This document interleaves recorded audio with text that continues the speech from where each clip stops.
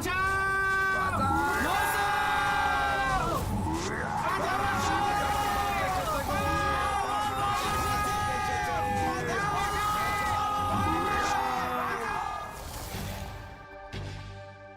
বলছেন কি আপনারা? কাল আবার একটা স্থানীয় বাজারে বাঘ হানা দিয়েছে, আর আপনারা বলছেন যে বাঘের কোনো খোঁজই পাননি? হ্যাঁ স্যার, আমরা চারিদিকে খুঁজে দেখেছি, কোথাও কিচ্ছু নেই। আরেকটা ব্যাপার স্যার, এবারও কিন্তু কেউ বাঘটাকে দেখতে পায়নি, শুধু ডাক শোনা গেছে, তাতেই সবাই ভয় পেয়ে এলাকা ছেড়ে পালিয়েছে। একটা কথা ভেবে দেখুন স্যার, বারবার বাঘটা বাজারেই হামলা করছে কেন, আর তারপর পালিয়ে বা যাচ্ছে কোথায়? এ নিশ্চয়ই কোনো চোর ছাঁচরের কাজ, বুঝলেন? ব্যাটা নিশ্চয়ই বাঘের গলা রেকর্ড করে এনে তাই দিয়ে ভয় দেখাচ্ছে। এই ব্যাপারটা যে আমারও মাথায় আসেনি তা নয়, কিন্তু তাই যদি হবে তাহলেও তো তার পিছনে একটা কারণ থাকবে, একটা উদ্দেশ্য থাকবে। চোর ছাঁচরের কাজ হলে বাজার থেকে কিছু চুরি করার উদ্দেশ্যেই তো সে এই কাণ্ডখানা ঘটাচ্ছে, কিন্তু কই বড় সড়ো কোনো চুরির ঘটনা তো কানে আসেনি আমার। তাও বটে, থানাতে কেউ চুরির রিপোর্ট লেখাতেও আসেনি। একেবারে কিছুই চুরি হয়নি সেটা বলা যায় না স্যার। কেন? কি চুরি হয়েছে? মুরগির দোকান থেকে কয়েকটা মুরগি আর তার পাশের মুদির দোকান থেকে কয়েকটা প্যাকেট বিস্কুট গায়েব হয়ে গেছে। তাহলেই ভাবুন, কোন চোর কি এত কাণ্ড ঘটিয়ে মুরগি আর বিস্কুট চুরি করতে আসবে? আমরা পুরো শহর আর পাশের জঙ্গলটা তন্ন তন্ন করে খুঁজেছি, কোথাও বাঘের পায়ের ছাপটুকু পর্যন্ত নেই। আমিও তো কিছুই বুঝতে পারছি না, কি হচ্ছে কি এসব? এত ডাকাডাকি করে কোথায় অদৃশ্য হয়ে যাচ্ছে বাঘ? কেন তার পায়ের ছাপ পাওয়া যাচ্ছে না জঙ্গলে বা অন্য কোথাও? না, এই রহস্যের তো আমি কোনো কুল কিনারাই খুঁজে পাচ্ছি না, তাই আপনাকে জানাতে বাধ্য হচ্ছি দারোগা বাবু। আমি না, এ রহস্যের কিনারা শুধু একজনই করতে পারে, সে হলো বাঁটুল। চলুন চলুন, আজকেই আপনাদের আমি বাঁটুল বাবুর কাছে নিয়ে যাচ্ছি। কি কাণ্ড বলো দেখি। কি বলছেন কি রেঞ্জার সাহেব? দিনের পর দিন বাঘ কেবল বাজারেই হামলা করছে। হ্যাঁ, আর নিয়ে যাচ্ছে কেবল মুরগি আর বিস্কুট।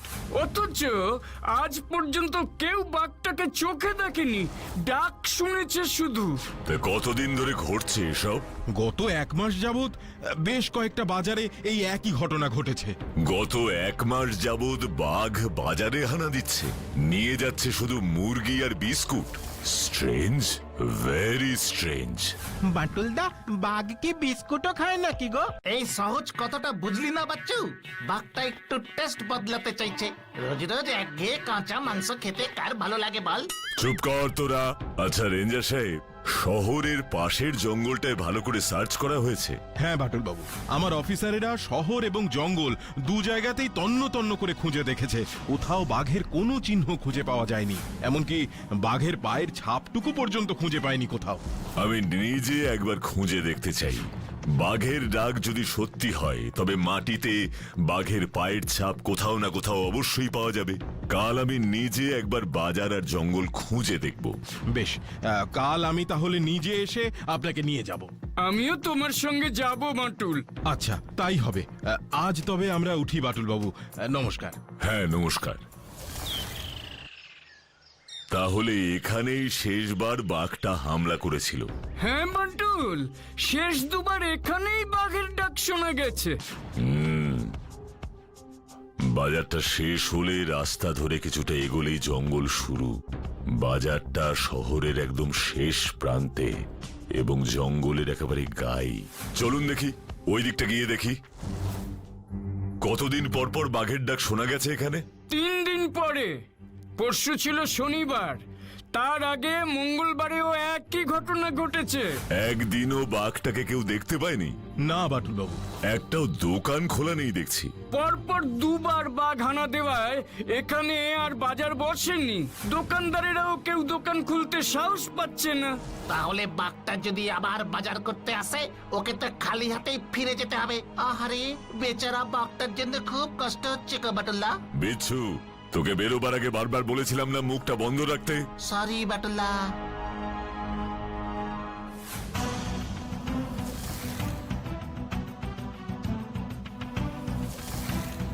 চিকেনের দোকানে কেন এলে বাটুলদা? আজ রাতে কি তবে চিকেন তন্দুরি হচ্ছে? ও বাটুলদা, এটাই কি সেই চিকেনের দোকান গো? হ্যাঁ বাটুল বাবু, এটাই সেই দোকান যেখান থেকে বেশ কয়েকটা মুরগি বাঘে তুলে নিয়ে গেছে। বাসন্তী চিকেন সেন্টার আর জয়গুরু ভান্ডার একদম পাশাপাশি। আচ্ছা, এই দোকানটা থেকেই কি? হ্যাঁ বাটুল, এখান থেকেই কয়েক প্যাকেট বিস্কুটও নিয়ে গেছে। বাঘের ডাক শুনে সবাই দোকানপাট ফেলে যে যেদিকে পেরেছে পালিয়েছিল, সেই সুযোগেই দুটো দোকানই বাজারের শেষ প্রান্তে। এখান থেকে কিছু নিয়ে জঙ্গলে ঢুকে পড়াটা খুব সহজ। রেঞ্জার সাহেব, আপনার ফটোগ্রাফারকে তৈরি থাকতে বলুন, আমাদের জঙ্গলে ঢুকতে হবে। জঙ্গল বাটুলদা, মানে আমার খুব একটু ওই ইয়ে পাচ্ছে, যদি পিছন থেকে হালুম করে আমরা বরং। হ্যাঁ বাটুলদা, জঙ্গলে খুব মশা গো। বুঝেছি, দুটোই একেবারে ভিতুর ডিম। তোরা তবে গাড়িতে গিয়ে বস, কনস্টেবল দুজনে ওদের সঙ্গেই থাক, শুধু ফটোগ্রাফার আমাদের সঙ্গে চলুক। চলুন রেঞ্জার সাহেব।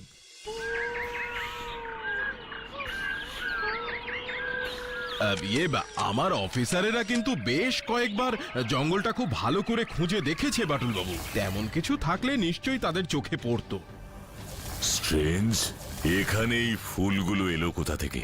আশেপাশে তো কোনো ফুলের গাছ নেই। রেঞ্জার সাহেব, এদিকে আসুন। কিছু পেলেন নাকি বাটুল বাবু? এই ফুলগুলো এখানে এলো কোথা থেকে? সত্যিই তো, এই জঙ্গলে তো এই ফুলের গাছ আছে বলে আমার জানা নেই। আর শুধু এখানেই বা এগুলো পড়ে আছে কেন? জঙ্গলের কোনো আদিবাসী কি? কি বলছেন আপনি বাটুল বাবু? এই জঙ্গলে কোনো মানুষই ঢোকে না। বহু বছর আগে শহর থেকে কেউ কেউ বেড়াতে বা পিকনিক করতে আসতো, কিন্তু গত 10-12 বছর আগে ফরেস্ট ডিপার্টমেন্ট থেকে তাও নিষিদ্ধ করে দেওয়া হয়েছে। স্যার, একবার এদিকে আসুন। ওই দেখুন। আশপাশটা ভালো করে খুঁজে দেখুন, আর কোনো পায়ের ছাপ আছে কিনা। না স্যার, আমি ভালো করে খুঁজে দেখেছি, আর কোনো পায়ের ছাপ নেই। যে জঙ্গলে মানুষ ঢোকা নিষিদ্ধ, সেখানে মানুষের পায়ের ছাপ। সেই ছাপ কোন দিক থেকে এলো, কোথায় গেল, কিছুই বোঝা যাচ্ছে না। আর তার উপরে এই ফুল কোথা থেকে কি করে এখানে এসে পৌঁছলো? সেটাই তো বুঝতে পারছি না রেঞ্জার সাহেব। Very very strange. এই রহস্যের সমাধান আমাকে করতেই হবে। এখানে থেকে এখন আর কোনো লাভ নেই। চলুন ফেরা যাক। আচ্ছা বাটুলদা, বাঘের পায়ের ছাপ মানুষের মতো হয়ে গেল কি করে গো? বাঘ বিস্কুটই বা চুরি করলো কেন? এটা একটা ভূতের কাণ্ড। সে যখন ইচ্ছে বাঘ হয়ে যাচ্ছে, আবার যখন খুশি মানুষ হয়ে বিস্কুট খাচ্ছে। তোরা বাজে বকা থামাবি? দেখ, বোধহয় রেঞ্জার সাহেব এসেছেন। আপনাকে যা বলেছিলাম করিয়েছেন? হ্যাঁ বাটুল বাবু, ওই পায়ের ছাপটা পরীক্ষা করে দেখা হয়েছে। ও বাটুলদা, পায়ের ছাপ পরীক্ষা করে কি হবে গো? পায়ের ছাপ পরীক্ষা করে মানুষটির ওজন এবং উচ্চতা সম্পর্কে একটা ধারণা পাওয়া যায়। সেই ওজন এবং উচ্চতা বিশ্লেষণ করে বিশেষজ্ঞরা মানুষটির আনুমানিক বয়স সম্পর্কে একটা সিদ্ধান্তে পৌঁছন। এক্ষেত্রেও সেই কারণেই আমি পায়ের ছাপটি পরীক্ষা করতে বলেছিলাম। আর বাটুল বাবু, সেই পরীক্ষা করেই আমরা জানতে পেরেছি যে ওটা কোনো 12 থেকে 15 বছর বয়সী বাচ্চার পায়ের ছাপ। স্ট্রেঞ্জ, ওই বয়সী একটা বাচ্চা ওরকম গভীর জঙ্গলে এলো কোত্থেকে? বাটুলদা, কাঠ কুড়োতে যায়নি তো? বোকার মতো কথা বলিস না বাচ্চু। যখন বাঘের ভয়ে দোকান বাজার বন্ধ হয়ে গেছে, মানুষ রাস্তায় বেরোতে ভয় পাচ্ছে, তখন ওই বয়সী একটা বাচ্চা ছেলে একা একা জঙ্গলে কাঠ কুড়োতে যাবে? তাহলে ওই পায়ের ছাপ এলো কোত্থেকে বাটুল বাবু? পরীক্ষা করে দেখা গেছে ওটা 3 দিনের পুরনো। 3 দিন মানে গত শনিবার, অর্থাৎ যেদিন শেষবার বাজারে বাঘের ডাক শোনা গেছিল। আচ্ছা রেঞ্জার সাহেব, আপনি বলেছিলেন 10-12 বছর আগে জঙ্গলে মানুষের ঢোকা নিষিদ্ধ হয়ে যায়, তাই তো? হ্যাঁ বাটুল বাবু। কেন? খোঁজ নিয়ে জানলাম জঙ্গলটা তো সরকারের দ্বারা সংরক্ষিত নয়। তাছাড়া বিশেষ হিংস্র জন্তু জানোয়ারেরাও আছে বলে শুনিনি। না, তেমন তো আমিও শুনিনি। তাহলে জঙ্গলে ঢোকা নিষিদ্ধ হয়ে গেল কেন? আসলে আমি এখানে ডিউটি জয়েন করেছি এই বছর 5 হলো, তাই তার আগের ঘটনা আমি বিশেষ কিছু বলতে পারবো না। তবে যেটুকু শুনেছি, ভিন রাজ্যের এক দম্পতি অরণ্য ভ্রমণে এসে এই জঙ্গলে বাঘের আক্রমণে প্রাণ হারান। অফিসের পুরনো রেকর্ডসে নিশ্চয়ই এসব পাওয়া যাবে। আমি তবে কালই আপনার অফিসে যাব। আপনি পুরনো রেকর্ডস বের করিয়ে রাখবেন। 12 বছর আগে ওই জঙ্গলে কি ঘটেছিল তা আমাকে জানতে হবে, তবেই এই সমস্যার সমাধান আমি করতে পারবো। বাটুলদা তুমি কি ভাবছো গো? কতগুলো ব্যাপার খুব খটকা লাগছে রে। আমি বলবো বাটুলদা। বল দেখি। খটকা নাম্বার 1, বাঘ বিস্কুট নিয়ে গিয়ে কি করবে? রাইট, তবে বিস্কুটের প্যাকেটটা যে বাঘটাই নিয়েছে এর কোনো নিশ্চয়তা নেই। মানুষ ভয় পেলে অনেক ভুলভাল কথা বলে। খটকা নাম্বার 2, জঙ্গলে মানুষজন ঢোকে না, অথচ মানুষের পায়ের ছাপ। আর সেটাও খুব টাটকা পায়ের ছাপ। তবে আরো একটা ব্যাপার লক্ষ্য করার আছে। সেটা কি গো বাটুলদা? বাঘের গর্জন শোনা যাচ্ছে শুধু ওই জঙ্গলের আশেপাশের বাজারগুলোতে। হ্যাঁ ঠিক বলেছো। এবং সবচেয়ে বড় ব্যাপার, ফরেস্ট ডিপার্টমেন্টের রেকর্ড অনুযায়ী গত 10-12 বছর আগে ভদ্রলোক আর ভদ্র মহিলাটি বাঘের আক্রমণে প্রাণ হারান। তার মানে বুঝতে হবে ওই জঙ্গলে বাঘ আছে, কিন্তু সেই বাঘ মানুষ খেকো নয়। তবে ওদের বাচ্চাটি গেল কোথায়? সে কি সত্যিই বাঘের পেটে গেছে নাকি? মানে তুমি কি বলতে চাইছো গো বাটুলদা? বাচ্চাটাকে উদ্ধার করা যায়নি, তার মানে বাচ্চাটাকে বাঘ খেয়ে নিয়েছে, এটাও তো পুরোপুরি ধরে নেওয়া যায় না। তাহলে কি হবে? আপাতত ঘুম। কাল হয়তো সবটা বোঝা যাবে। এই দেখুন বাটুল বাবু, এই ফাইলে সেই ঘটনার সমস্ত রেকর্ডস আছে। কই দেখি। এই তো, এখানে পরিষ্কার লেখা আছে 12 বছর আগে ভিন রাজ্যের এক অরণ্য প্রেমী দম্পতির এই জঙ্গলে বেড়াতে এসে মৃত্যু হয়। তাদের শরীরে কোনো হিংস্র জন্তুর আক্রমণের চিহ্ন ছিল এবং যেখান থেকে তাদের দেহ উদ্ধার করা হয় তার আশেপাশে বাঘের পায়ের ছাপ পাওয়া যায়। আরে এ কি? ওই দম্পতির সঙ্গে একটি বছর 2-এর শিশুপুত্র ছিল যাকে বাঘ খেয়ে ফেলে, তাই সেই শিশুটির দেহ পাওয়া যায়নি। কি ভাবছেন বাটুল বাবু? ভাবছি ওই দুজনকে মেরে ফেললেও তাদেরকে বাঘ খায়নি, রিপোর্টে তাই লেখা আছে, অথচ বাচ্চাটাকে খেয়ে ফেললো। আচ্ছা, এই ঘটনাটা ছাড়া আর কখনো কাউকে বাঘ আক্রমণ করেছিল আগে বা পরে? না বাটুল বাবু, আর কোনো বাঘের আক্রমণের খবর তো আমাদের ডিপার্টমেন্টের রেকর্ডসে নেই। আমি খুঁজে দেখেছি। বাচ্চাটিকে পাওয়া গেল না, তাই ধরে নেওয়া হলো বাঘে খেয়েছে। স্ট্রেঞ্জ। আমাকে আবার জঙ্গলে ঢুকতে হবে, এবং সেটা আজ রাতেই। যদি সত্যি বাঘ থাকে তবে অন্ধকারের সুযোগ নিয়ে সে বেরোবেই। বাজারে বাঘের হানাও তো সন্ধ্যের পরেই হয়েছে। বেশ, আমি তবে সবাইকে তৈরি থাকতে বলছি। না রেঞ্জার সাহেব, আজ জঙ্গলে আমি একাই যাব। আপনি বরং বাজারের দিকটায় নজর রাখবেন, দেখি আজ বাঘ বাবাজির দেখা পাই কিনা।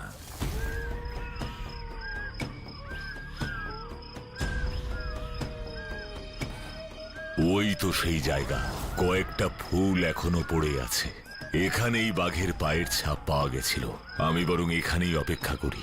আমার সন্দেহ যদি সত্যি হয় তবে এখানে তার দেখা পাবো।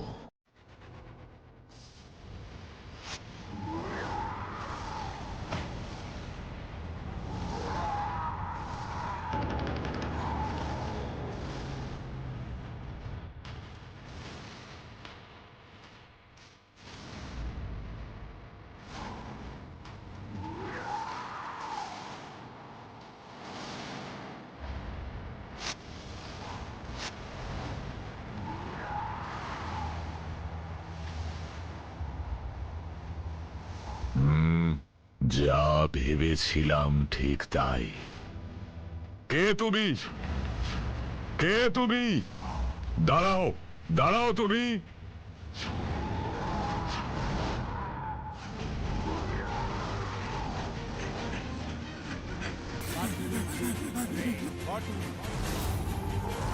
তুমি যেই হও আমি তোমাকে ধরবই।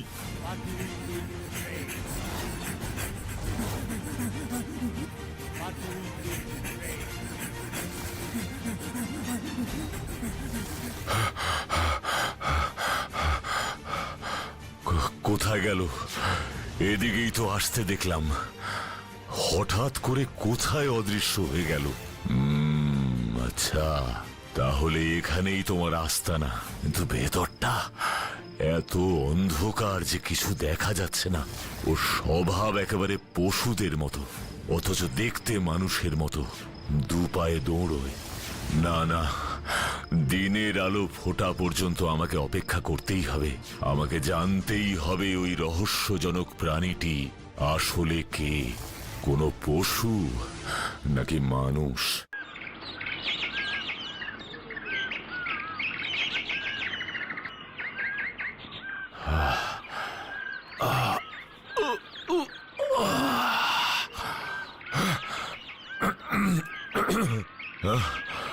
এ কি, আমি ঘুমিয়ে পড়েছিলাম? কতদিন পর জঙ্গলের এই সুন্দর সকাল দেখলাম। না, এবারে গুহার মধ্যে ঢুকতে হবে। জানি না সেখানে কি দৃশ্য অপেক্ষা করে আছে আমার জন্য।